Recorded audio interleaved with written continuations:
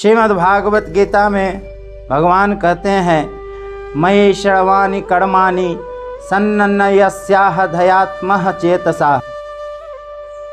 प्रायः मनुष्य का यह विचार रहता है कि कर्मों से बंधन होता है और कर्म किए बिना कोई रह सकता नहीं, इसलिए कर्म करने से तो मैं बंध जाऊंगा। अतः कर्म किस प्रकार करने चाहिए जिससे कर्म बंधन कारक न हो, प्रत्युत मुक्तिदायक हो जाए।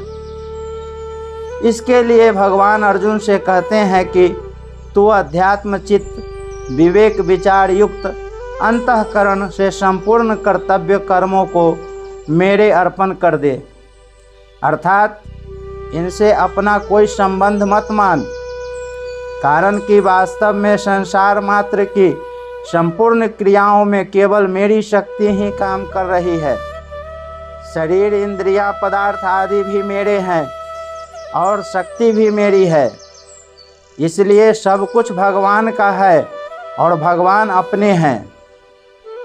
गंभीरता पूर्वक ऐसा विचार करके जब तू कर्तव्य कर्म करेगा तब वे कर्म तेरे को बांधने वाले नहीं होंगे, प्रत्युत उद्धार करने वाले हो जाएंगे। शरीर इंद्रियां मन बुद्धि पदार्थ आदि पर अपना कोई अधिकार नहीं चलता। यह मनुष्य मात्र का अनुभव है। ये सब प्रकृति के हैं।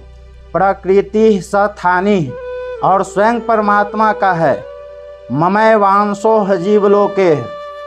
अतः शरीर आदि पदार्थों में भूल से माने हुए अपनेपन को हटाकर इनको भगवान का ही मानना, जो कि वास्तव में है, अर्पण कहलाता है। अतः अपने विवेक को महत्व देकर पदार्थों और कर्मों से मूर्खतावश माने हुए संबंध का त्याग करना ही अर्पण करने का तात्पर्य है। अध्यात्म चेतसा पद से भगवान का यह तात्पर्य है कि किसी भी मार्ग का साधक हो उसका उद्देश्य आध्यात्मिक होना चाहिए, लौकिक नहीं। वास्तव में उद्देश्य या आवश्यकता सदैव नित्य तत्व की आध्यात्मिक होती है और कामना सदैव अनित्य तत्व उत्पत्ति विनाशशील वस्तु की होती है। साधक में उद्देश्य होना चाहिए, कामना नहीं। उद्देश्य वाला अंतःकरण विवेक विचार युक्त ही रहता है।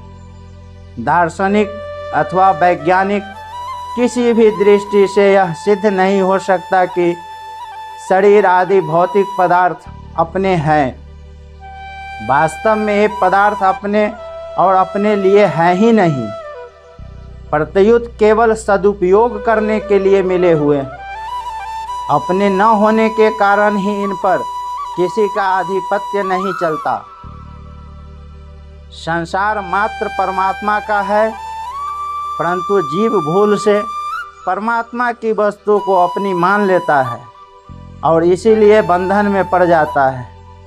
अतः विवेक विचार के द्वारा इस भूल को मिटाकर संपूर्ण पदार्थों और कर्मों को अध्यात्म तत्व परमात्मा का स्वीकार कर लेना ही अध्यात्म चित्त के द्वारा उनका अर्पण करना है।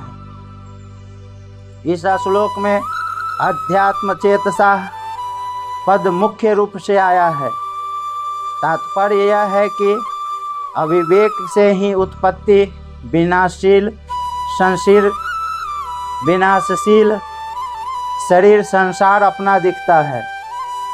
यदि विवेक विचार पूर्वक देखा जाए तो शरीर या संसार अपना नहीं दिखेगा, प्रत्युत एक अविनाशी परमात्म तत्व ही अपना दिखेगा।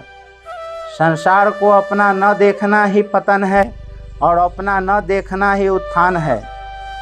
दव्यक्षरस्तोह भवेनः मृत्योः सत्रयक्षरं ब्रह्म शाश्वतम् ममेति चह भवेनः मृत्योरहननः ममेति चह शाश्वतम्। दो अक्षरों का ममः, यह मेरा है ऐसा भाव मृत्यु है, और तीन अक्षरों का न ममः यह मेरा नहीं है, ऐसा भाव अमृत सनातन ब्रह्म है।